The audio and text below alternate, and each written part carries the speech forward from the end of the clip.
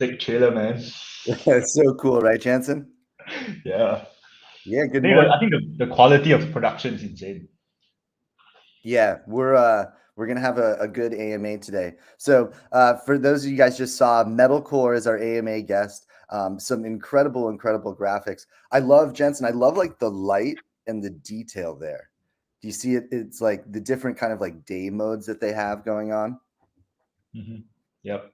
I think I'm curious. These guys are running on Unreal, I think, and if it's Unreal 5, there's this very cool like innovations in lighting, and I think you can see that kind of subtle differences between games built on that versus other engines. But I'm actually curious whether it's Unreal 5 or Yeah. they do the kind of lighting, by their own, right? But yeah, we can hear more from them. Cool. Well, welcome everyone. If you're watching for the first time, please follow the PathDAO YouTube channel. As we mentioned, as you guys just saw in that really cool trailer, we're doing an AMA today with Metalcore. So can we invite them into the stage? Hey guys. What's up? Hello. Good morning. Good. Good afternoon. Sam, Jonathan, can you give us like a little bit of an introduction to yourselves and tell us about your roles at Metalcore? Yeah.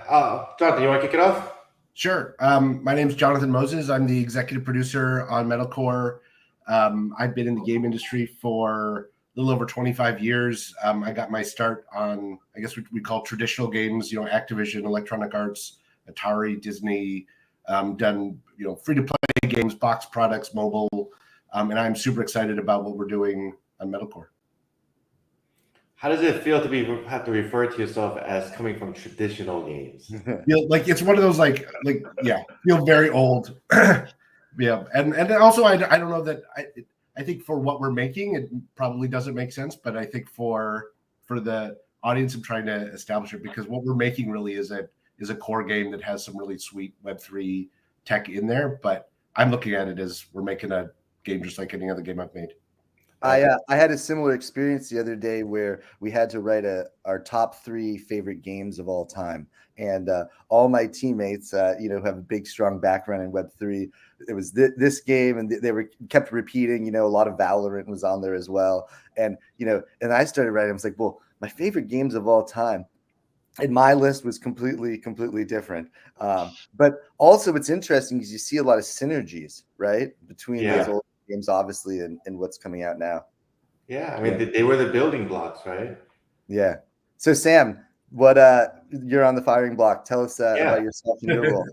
I've been a startup founder most of my career, largely in the digital advertising space, where I worked with a lot of game developers as a partner.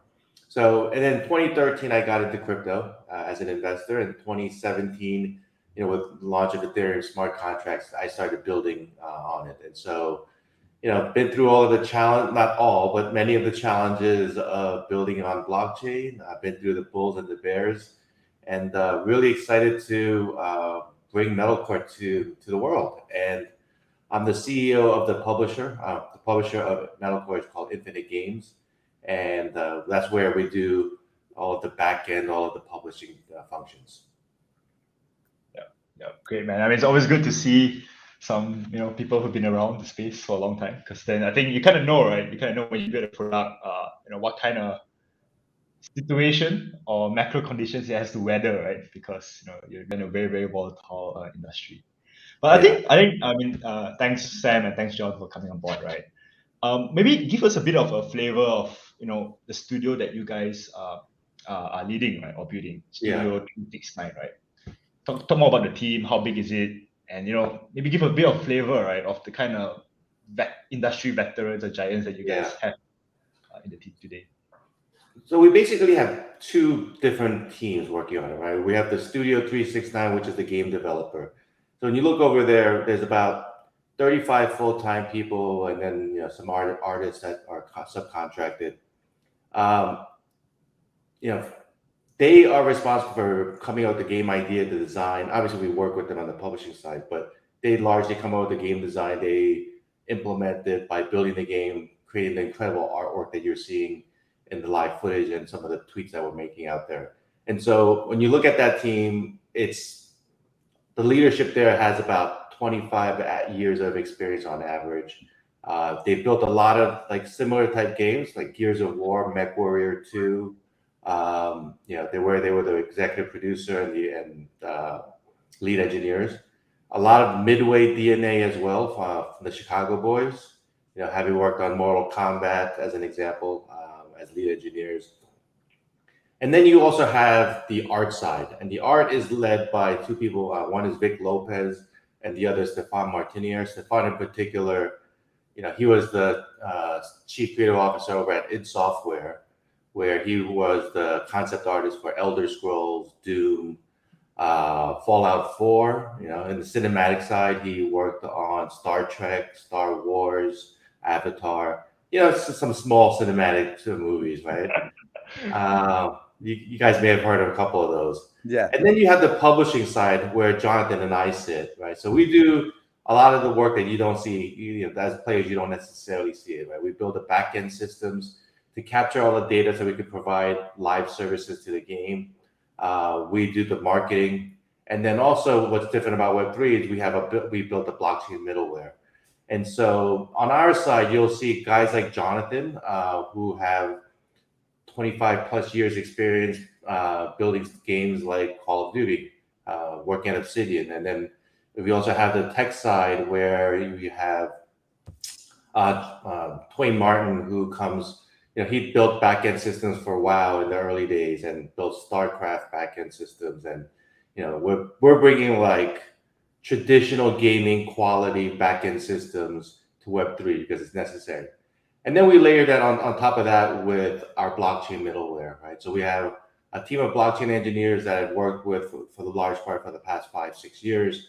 And they're building that middleware that bridges the traditional gaming publishing platform with Web3 gaming. And so, all across the different parts of the team, we have like real industry veterans. Obviously, the Web3 guys don't have 25 plus years experience, but by our definition, they're veterans, right? They're 5-year guys that have been building smart contracts. And so pretty solid team there.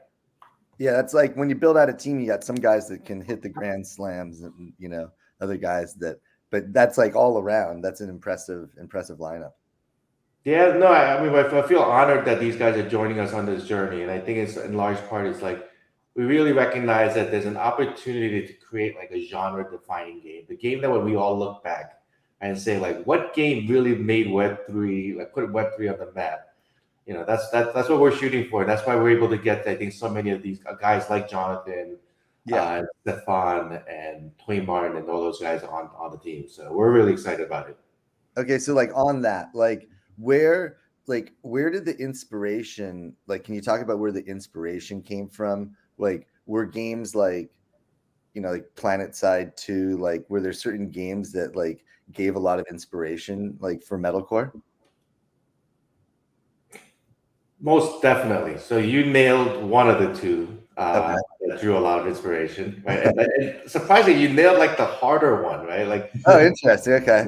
When we explain the gameplay to a lot of people, first we say, think of World of Warcraft, I think WoW, and then think PlanetSide 2. How would those two merge in the context of Web3, right? And it's that massive battlefield 50v50 kind of gameplay, which we'll go into in a second, but with just a lot of different configurations and vehicles that you can maneuver in the context of this faction-based battle. So definitely drew a lot of inspiration. Obviously, the team has a lot of DNA in kind of the MechWarrior style, and so it's kind of the merging of those things. And we felt like that gameplay, that mechanic, lends itself really well to Web3 gaming. The idea of playing together as a guild or what we call a barony, to support each other, to help each other, to play together, to earn together.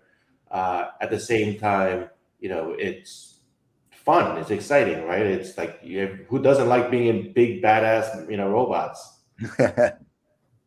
Yeah, so Sam, on one part of it, that's the genre of the game, right? But the other key pillar is then on the content or the story of this game that would actually lure and engage gamers, right? So could you give us a bit of a background on what's what's happening in Metalcore, right? Like what's the story behind it? I'll take that one. So the story is that 5 colony ships leave Earth, all friendly and happy, just to go out and make a new world out in the cosmos. And with 500 years left to go on their journey, one of the 5 ships just explodes in the middle of space, and the resulting explosion damages 3 of the other ships, which causes the cryopods to open up. So with 500 years to go, you've got these 3 different ships with people waking up trying to figure out how to repair their ship and keep going. And each ship, they lose the capacity to communicate with each other. And so you've got these cultures that develop over 500 years on each ship sort of separately, as people try to govern themselves and survive. And then when they finally get to the planet KERBOEROS, where Metalcore takes place, the ships land, and you no longer have 5 ships of like-minded people, but these warring factions that each want, land and resources for themselves because they just, suffered through this long journey on these colony ships. So the game starts where basically you've got these warring factions. You've got the Holy Corp, the militaristic gear breakers, and our anarchists, the metal punks, and each one sort of has their own belief system and infrastructure, and they all want the planet for themselves. And then you've got the last sort of remaining Earther ship, and the player starts out sort of a non-aligned Earther, just kind of waking up ready to make peace, and then all of a sudden they figure out you've got these other 3 warring factions that have already started taking hold on the planet. And as a player, you're going to want to freelance, take missions for all the sides, and kind of help build out your own power base. And then eventually you want to pledge to one of the 3 factions, because that's where you'll get passive bonuses sort of in the game, but also move the story along and fight in our larger sort of faction wars. Got it. And so from the beginning of the game, does it start off as these factions? Is it immediately a multiplayer environment, or is that it starts off as an offline story mode, and then So as you progress, you reach into yeah, as a player, so it's a big open world map, but there are zones that are sort of safer, like it's all pretty much one faction, and you won't be able to PvP in those sections, and you'll be able to do missions and story driven stuff, like your standard, go clear out a bunch of just AI guys. But as you level up very quickly, you'll be introduced to PvP areas where it's basically opt-in PvP. Like you go into those areas knowing that this mission is about PvP. It's about you've taken a mission to capture and hold a point, and some other group of people have also taken a mission for their faction to capture and hold a point, and it's sort of small scale traditional PvP matches of different kinds with objectives. And then we'll get to these sort of larger season battles where you'll have full scale war, 50v50 matches of everybody trying to fight for land in the KERBOEROS. Yeah, I think I'm just going to interject some questions that came from our community, right? We mentioned this 50v50. We saw the graphics and the load, right? I think some people are asking what's the demand on the specs, right, that's needed to actually run this game? Yeah, well, so the game's built in Unreal Engine 4. So we're in UE4, and the team has a lot of experience making quality games in UE4, and our objective is to make it as scalable as possible. We want it to be able to run on, not quite toasters, but you will not need the latest and greatest PC to run it and have it look good. High-end PCs, you'll be able to get all the sweetness out of there, but we are definitely building a game that will be scalable for everybody to be able to play. I'm not ready to talk about the system specs yet because we're still early on enough that we've set up some pretty aggressive targets, and but we're still working on it. Cool. So in terms of gameplay, you were talking a little bit about it right there. It's a large scale territory game. Do you want to expand on any sort of the gameplay at all anymore? Yeah, sure. So again, the territory aspect is part of it, but as a player, you're going to spend a lot of your time, taking on missions from NPCs. Think of World of Warcraft or Destiny, or your MMOs where you're in a world with other human players, but you're getting a lot of your regular just sort of day-to-day missions from either quests that you just have like as a daily quest to meet, or trying to move a story point along.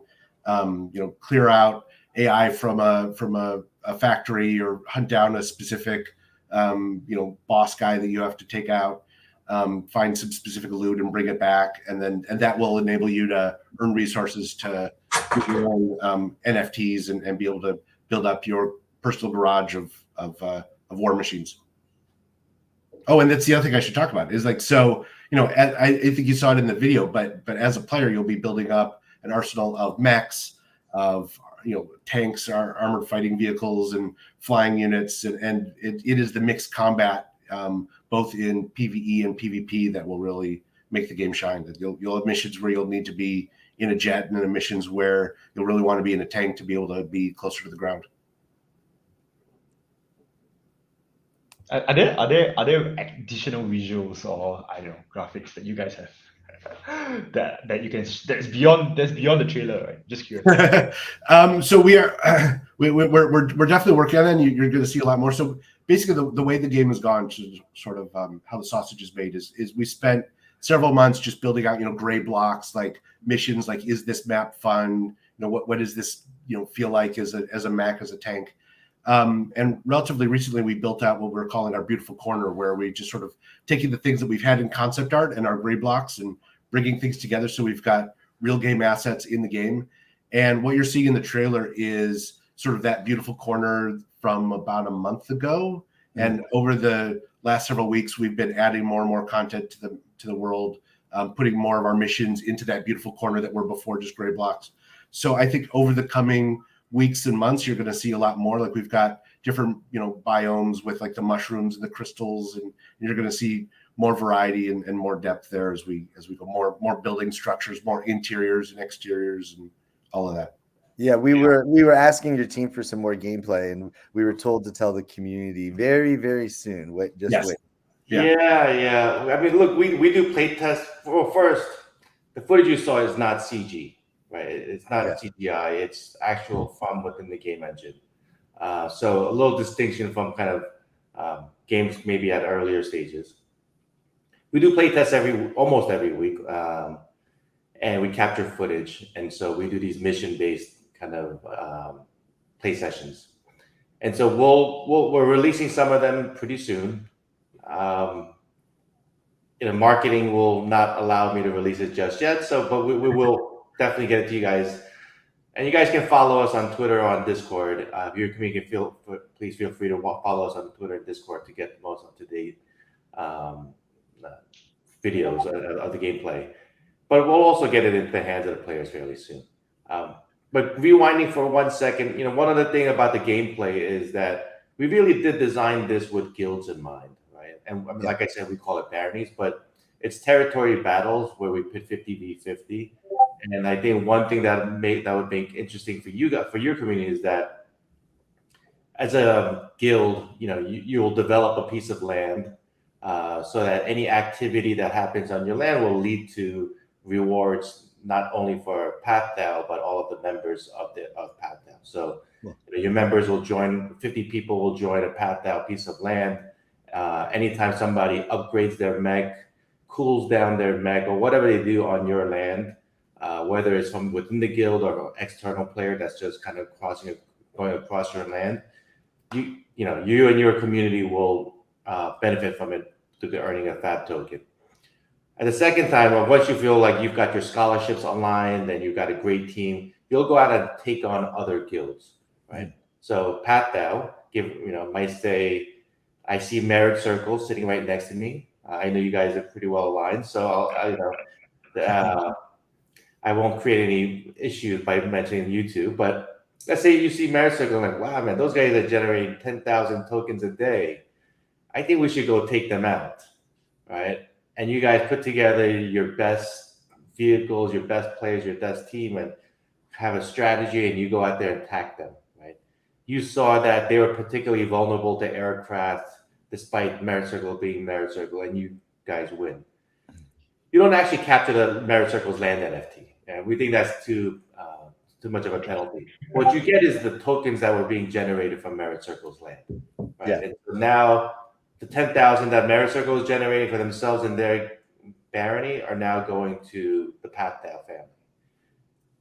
Yeah. That's it, man. Yeah. No, I think the beauty around that is then you create a lot of I would say syncs right in game, because I mean I lived through the games of like EVE Online, Rise of Kingdoms, right? When you have this kind of faction level warfare, the amount of money being sunk into the game ecosystem can escalate really, really quickly, right? Because of it's like you play on pride of the faction or the guild, right? And sometimes it could be justifiable from an economic reason to attack a certain land, but sometimes it's just about you know uh, pride, right? Yeah, player. flex. Yeah. So I think honestly that's something that's very, very exciting. I mean we've been dominating leaderboards for some games. It'd be great to start having this massive like skill-based environment. Exactly. Kind of really showcase, right? Who has the best gamers in the space. Well, as Jonathan, this is where Jonathan usually inserts the comment that his son has more time than he does, but he's got more money. And so, you can accelerate and progress your characters by either, like you're saying, Jansen, like using some of those syncs to upgrade your vehicles, or you can play your way and progress your vehicles and your players. So you're right. I think those faction type situations where you want to hold your own, you want to perform to the level that your guild or your barony expect. Like it's a good motivator for you to use the tokens that you earn in order to upgrade. I mean, I'll just add. I mean, I think that sort of player agency is what brought me into this space. I mean, it's the idea that in Call of Duty, you level up your shotgun. It's your shotgun, and you can't easily give that to somebody else. But in this game, like I can, I can have a pretty sweet mech, and then with my son's time, let him spend, grinding to level it up. Or in the case of a guild, like you could pool easily because they're NFTs. You can pool these resources as a collective, and then if you've got members who have more time, they're able to go and use these things to help generate more cool shit for your guild. And for the people who want to who don't have as much time but have more money, they can invest in by spending more tokens and acquiring the NFTs to bring for the rest of the guild to use. And it is the thing that Web3 allows us to do in a game that we've only talked about before, and really adds to that. Players get to decide, like, I've got this thing and I've loved it, but I can only use one thing at a time, and now I can rent it or sell it or do whatever I want with it. It's mine. This is where Jonathan tells his son, you can either do the dishes or you can go upgrade my tank for me. Yeah, level up, Absolutely. level up. Yeah. Yeah, he's like, fine, dishes. No, he will never say that. Just speaking of this, right?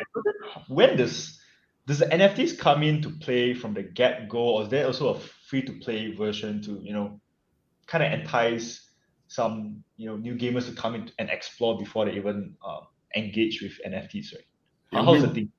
Yeah, we're definitely leaning onto the free-to-play. Like, a lot of the team has come from that space, and making sure that this is a game that free-to-play players can get in and enjoy. And also, I mean, as Sam put it before, like, we see this as a gateway product. Like, we really do want to introduce players who maybe thought NFTs seem scary, or the whole like Web3 thing. Like, what is that? I don't play games on the web. To introduce that. And so the whole, like, you won't have to hook up a wallet until far later in the game. And so, but you like, as a player character and the warm generate, your commons won't be specifically NFTs themselves, but you'll be using those to eventually craft your own NFTs that will be in the game. So it's a system that we're building so that players can easily get in and feel powerful and do cool shit. And eventually, yes, they will be able to earn their own NFTs and mint them. And hopefully that will be their, like, wow, I've got this thing, and it's an NFT, and I'm to be able to now sell it or give it to my friend. I have to hook up a wallet. What is that? And that's not so scary, and make it all very easy to do after they've already kind of gotten into the game and are invested as a player, and just sort of like the fun loops. Yeah. Jensen, like obviously this is getting a lot of attention these days, right? Because you've got about 3 million Web3 gamers out there, and they're largely there to earn and convert, right, their tokens into some locally usable currency. But we've got to have more balance, right? You have to have balance between earners, free-to-play players, and spenders. And that comes from grabbing some of the 3 billion people in traditional gaming and bringing them into Web3. But how do you do that, right? Like that's sort of the question that we're all struggling with. And what our approach is, get them into the game, right? Let them create an account using their email address, no wallet, nothing. Let them experience the game. Let them enjoy the game, right? Let them get to the point where they really feel like they feel attached to the game. Maybe they're crafting they're completing missions, able to craft some sort of low-level vehicle. And then they get a message that says, hey, somebody is offering to buy this NFT that you just crafted from you for, even if it's some small nominal amount, even if it's $1. Right? Like, as a player, it piques your interest now. Traditional gamers are technically savvy. If you give them the motivation, they'll figure out how to set up the wallet and all of that. Right? Like, yep. I mean, I have no doubt about that. But you just got to make sure that they're into the game and they're properly incentivized and motivated to learn more and to take that next step and to learn about, what if I join a guild? Like, what is a whole like PvP faction-based battle? Like, what does that unlock me? What is this scholarship? How do I rent an NFT, or how do I borrow, or how can I borrow an NFT? Right? Like all of these things then you start to unfold or unveil all the things that Web3 can do for a game that we're working on. And so, we really do want to appeal to those guys, because that's where the spending community comes. That's where the free-to-play players come, and we need all of that in order to make this a fun, exciting like community game. I think that focus on the ease of onboarding is really key, right? Where someone can quickly just get started, like no wallet needed. Yeah. Yeah. And only until like somebody says, hey, would you like to sell your NFT? Then they'll say, okay, I'll create this wallet and see what this, like, can I really sell this thing for $1 that I just spent, a couple of hours playing the game for? Okay, that's kind of cool. And then progress from there. Yeah, or in Jonathan's case, his kid was playing for a couple hours. Exactly. Let's talk a little bit more about like the NFTs, like, or actually, Jensen, I don't know if I should skip ahead yet, because you're asking a little bit about graphics before we had them on. I think looking from the trailer, right, what we realized was that the lighting that we see, I think the both on the weather and also on your graphic assets, right? Yeah. I think the detailing of the light and how things change, according to the timing of the day. Yeah. That was really cool, right? We were actually very curious whether, because you mentioned that you're using Unreal Engine 4, right? Yeah. Unreal Engine 5, my understanding, they have Lumen Tech, right, which then allows for lighting to be way more enhanced. So, but for you guys, how do you guys play with that kind of capability, right? Without on UE4, right? Yeah, so there is in the game right now, and in the trailers you saw, there is functioning time of day.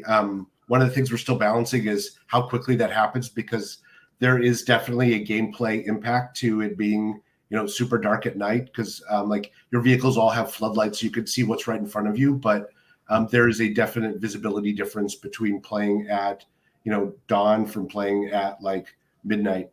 And we've also added in some like open world events where like there'll just be like a meteor storm and you need to get to cover quickly and find cover behind, a giant tree or inside a space to kind of help, get people moving along. So it's not just, there's more things to worry about than just the other players or the AI. It's, like, how do I want to time this so I'm maximizing my visibility and maximizing, like the effects of the storm to work in my advantage and not just hitting me in the back while I'm trying to also taking fire from the front.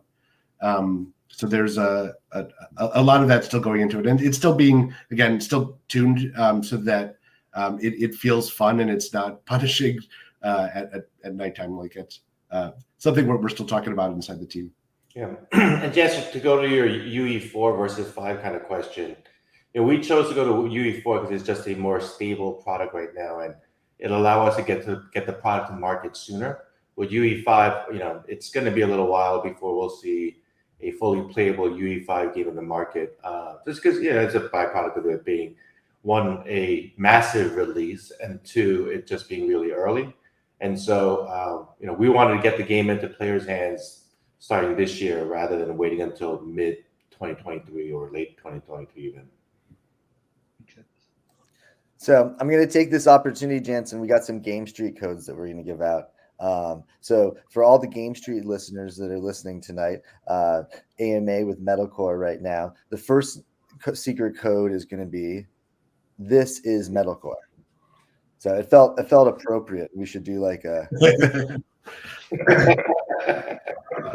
because you guys, your team does have a kind of hardcore feel to it. I saw one of the YouTube videos with the huge beard coming down, and it's fun. I mean, the game, everything about the game and the stuff you're talking about just sounds so cool.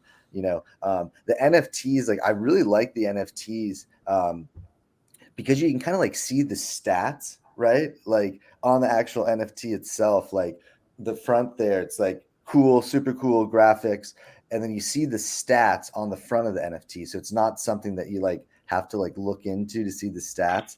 And then from this NFT 2-dimensional thing, you get this in-game character. We have people obviously listening that are interested in white lists, other types of things. Can you talk more just about like what's going on with the NFTs? You need a vehicle, obviously, to play the game. So that the NFTs are something that people are really interested in learning more about. Yeah, I mean, so in the long term, when we have the more full release, you can go in and start playing without actually owning an NFT. But that'll be down the road. You'll be an infantry person, and you'll be able to roam the open world, start engaging quests, etc. There is a path to play as a free-to-play player. But in the short term, like, yes, we have 4 main different in-game NFTs, right? We have infantry, land vehicles, or you can call them tanks, aircraft, and finally the big badass mechanical robots like mechs, right? And that's the order in which we'll be doing the NFT drops. The first will be infantry, and it will be at the end of some alpha here, guys. Yeah, dropping some alpha here. This has not been publicly released. We'll be announcing it fairly soon, but at the end of this month, there will be a drop of 10,000 infantry persons. Okay. And it'll be priced reasonably. It'll be $50 per NFT. And so anybody that qualifies for whitelist spots will get, access to the pre-sale, which is a couple of days before the public sale. Second, we waited to do the NFT drop until now because we're of the opinion that we shouldn't mint and sell NFTs until there's actual in-game utility. Okay. And so shortly after, I believe I'm allowed to tease the alpha about when the first NFT drop is. I don't think I'm allowed to tease when the actual gameplay is, but let's say in 4 to 6 weeks time frame from when you actually get your NFT, we want you to be able to come in and play the game. That's nice. And we felt like that was the right thing to do. We didn't want people to have to buy some NFTs, speculate and hold, and do all the things that we kind of in our Web3 tends to do in order to withdraw liquidity of NFTs, right? And so, we're really excited about the NFT drop. We're really excited about getting, you guys in the game. Twain is dying to collect some data, but we think we're really excited about what's coming up soon. So Sam, like, let's say somebody's on that whitelist spot, right? For an infantry. Does that mean that like when you do the second NFT drop, like that whitelist spot like carries over? Perhaps. Look out for details, but there may be a few surprises like what you're suggesting. Okay. And not everything will be announced, but There will be lots of good, fun prizes for everybody. You might want to talk about soulbound tokens even here and there.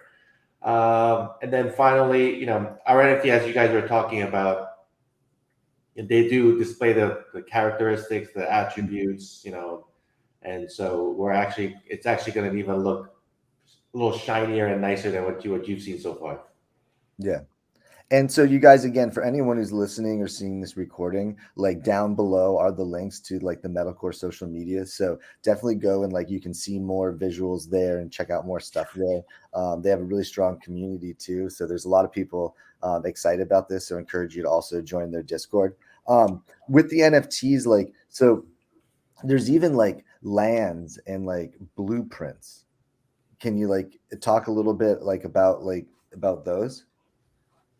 Because I mean, the vision for the game is huge, and yeah. So can you just maybe touch a little bit on like the idea of the NFT lands and like the blueprints? Sure. Well, let me. So the blueprints are part of what the player will use to craft the NFT. So the player, as you're playing through, you'll collect token, the fab basically, which is sort of the in-game resources that you use to merge or craft. And then blueprints are the building blocks that you'll use to then actually bring those together to create your own NFT. And then so you use the tokens and the blueprints to craft your NFTs, and then as you go, you'll craft additional ones and be able to then use tokens to merge them and make more powerful variants. The land is something that we are probably going to release further into the year. Just to go back to the NFTs and the alpha real quick. So as Sam mentioned, we're going to be selling the 10,000 infantry and then the tanks, the jets, and the mechs, and those will give players access to basically the alpha test that we're currently running with the team right now and be able to experience the game. But the players who buy NFTs won't necessarily be just limited to those inside the game. Like we're going to give players of these early tests access to a wide assortment of vehicles and infantry guys. We want to use these first couple of months as an opportunity to really knock out the balance and tuning of the game. Like we're going to really hone in on like the mixed combat between mechs and tanks and jets, and we want the players that we have to be able to experience all of that stuff. And we're also going to be accelerating progression, so players will be able to quickly level up and be able to experience a whole bunch of stuff during our tests. And then before we go and start letting in free-to-play players, we'll do a data wipe and sort of reset some things, and then players will be really just using their NFTs or sort of be on the free-to-play path. Got it. So like during the alpha and beta stuff, they get the experience, but there's no carry forward any kind of advanced. Yeah, and so exactly. So we will have to do data wipes because we are going to be doing a lot of tuning of the vehicles, tuning of the economy, and our early players are going to help us with all of that with their feedback and just the raw data that we're going to be juicing out of them. And when we eventually go worldwide and we stop doing the data wipes, we will do something for the players who were in the alpha. It's probably some amount of giving them some carryover XP from the amount of time they spent or something, but we're still working out the exact specifics of what we'll be giving people who help us out. Yeah, Jess, I mean, we're thinking about using soulbound tokens for people who participate in the alpha and the betas. Yeah. It's cool. One of the first few cases here of a real life implemented SBTs. Yeah, I mean, it'll be like a badge for life, right? It'll be your distinct ranking and status. Yep. Jensen, I know you want to talk about the possibility of doing some big guild battles. It was mentioned a little earlier, but can you imagine? Honestly, I think that's probably going to be a fun part, right? Like seeing YGG next door and be like, hey guys, how to steal your resources. That's probably going to be one of the best things that we're looking forward. But honestly, right, on this part here, how far into the roadmap is going to be activated, right? Like, is it from day one you get all these land battles, or that's like down the road? That's like, I don't know, a year or half a year into a live game environment? Well, so the earliest test that we'll be running in our alpha will be really about the smaller combat. I mean, largely because the pool of players that we'll have, spread across the world. Like, so we're really going to focus on the smaller PvE missions and the smaller scale PvP missions, like with capture points and all of that. We have a roadmap where we have more of the advanced guild functions and more of the advanced land stuff. And those should be coming out probably early part of next year. One of the things that, like I said, I've been making games for 25 years, and my favorite Mike Tyson quote is, everybody's got a plan until they start getting hit in the face. I think that as we start opening up the game to players, and we will be getting feedback from, what are the features that they want most and what are the main issues, and we're going to focus on that stuff first, so that while we have a roadmap where all of these things come out, I really want to caution everybody that what we want to make is a game that is appealing to everybody and not just the people who are making it. And so we are going to be very diligent about taking feedback and constantly looking at our priority list. And I think that land and guilds are super high. Like we want to make sure, but we also need to have an established player base to make that fun and make sure that it's something that you don't have one guild that's just kicking everybody else's ass, and it's not fun for everybody else. So we need to make that moment to moment gameplay rewarding, and the economy something that everybody wants to take part in. And so we're going to have all of that. And a lot of it's also around being a little bit safe, right? Like with Web3, when you start to tie in, the tradability of these things, it's not a self-contained economy anymore. And so we've got to be really careful about that. And so we'll be judicious, we'll be, methodical about that process. Because it's important, right? It's incredibly important. And that's what makes Web3 gaming different. And this is also such a large experiment that we're all engaging in together. And so sometimes it's wiser to be a step slower and do it right. Yeah, very true, man. I mean, speaking on this topic, right, I think someone brought up a question on how, like, by observing other gaming protocols, right, or game projects, what has happened was, like, a lot of times these games, they launch their tokens, they launch NFTs and tokens, right, especially the token side, way before any form of utility in the game, right? And what happens is then, you get VC unlocks. I think, not to call out some games, but I think you can even see some major titles today. Massive VC unlocks are coming out even before the game even goes live.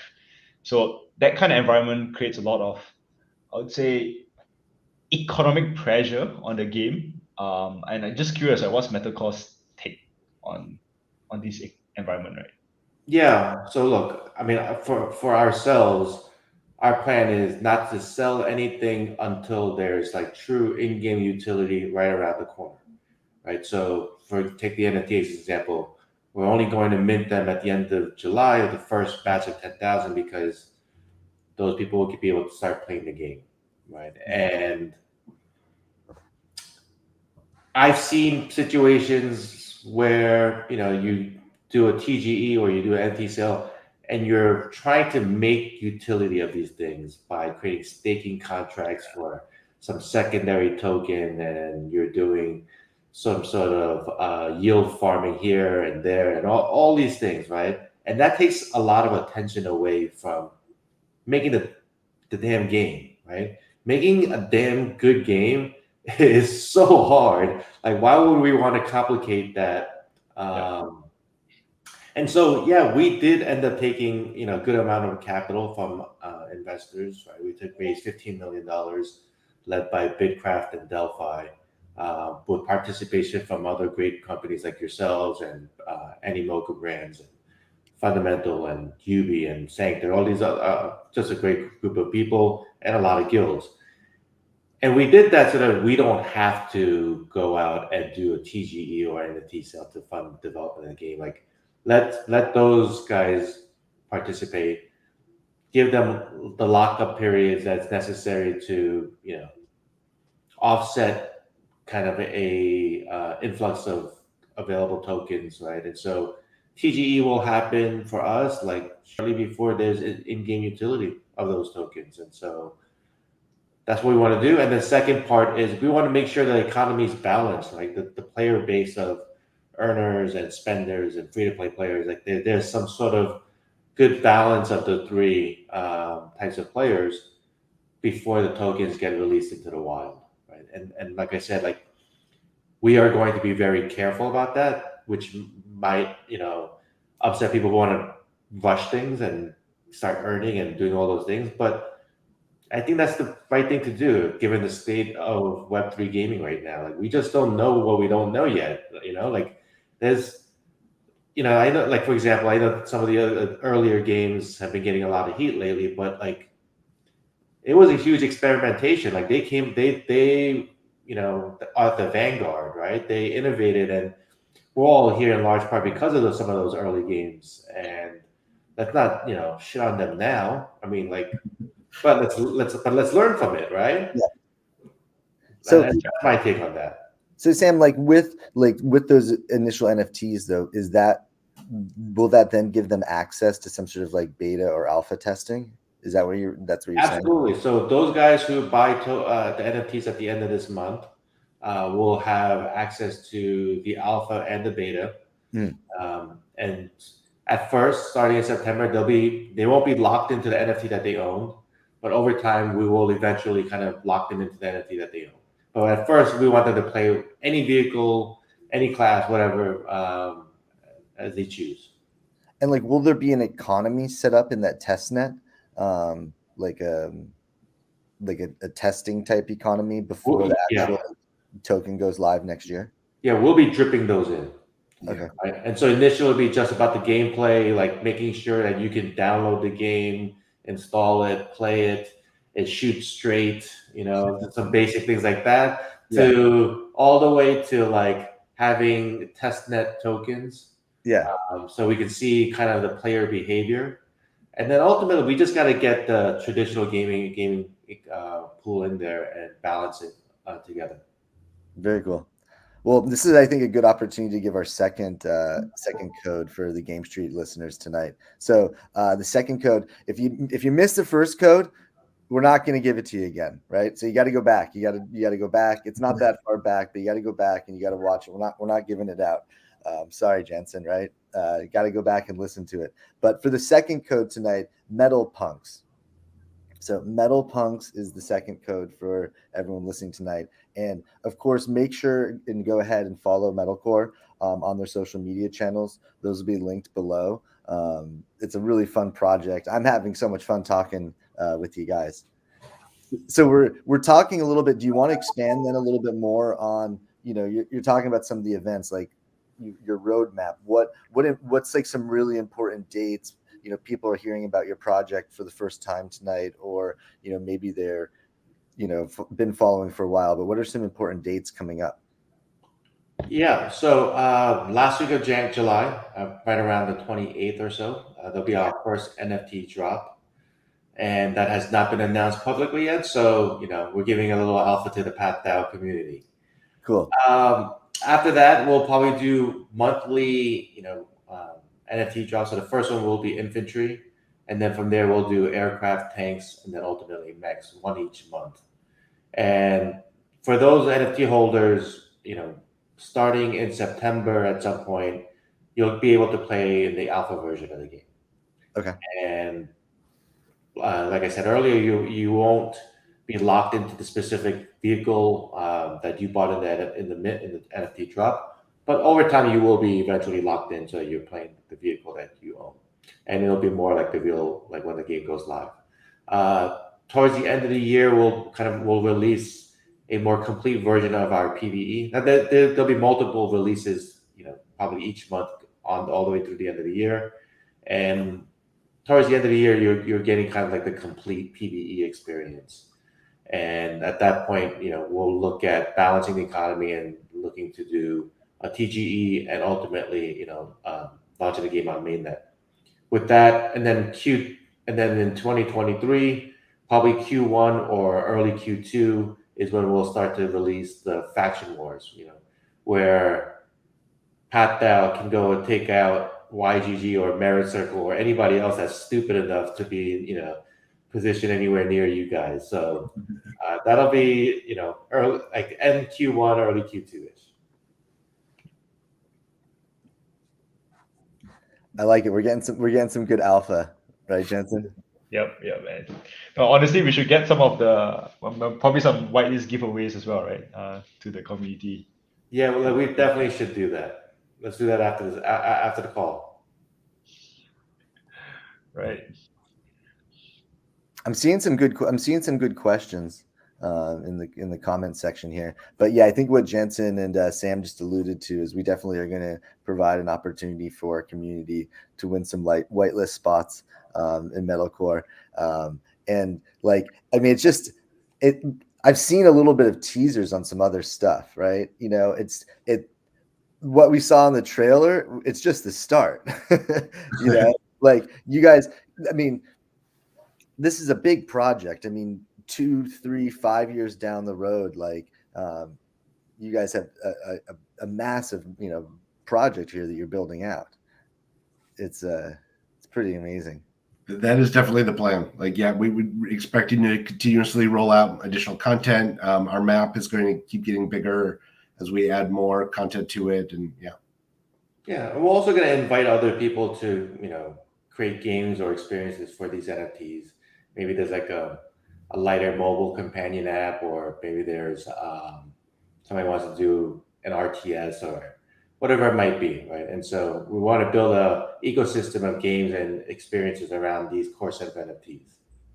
Yeah, someone was actually asking earlier, Sam, like on that, like, is there any long-term roadmap of building a separate like game with metalcore, like where you can integrate like the metalcore NFTs into it?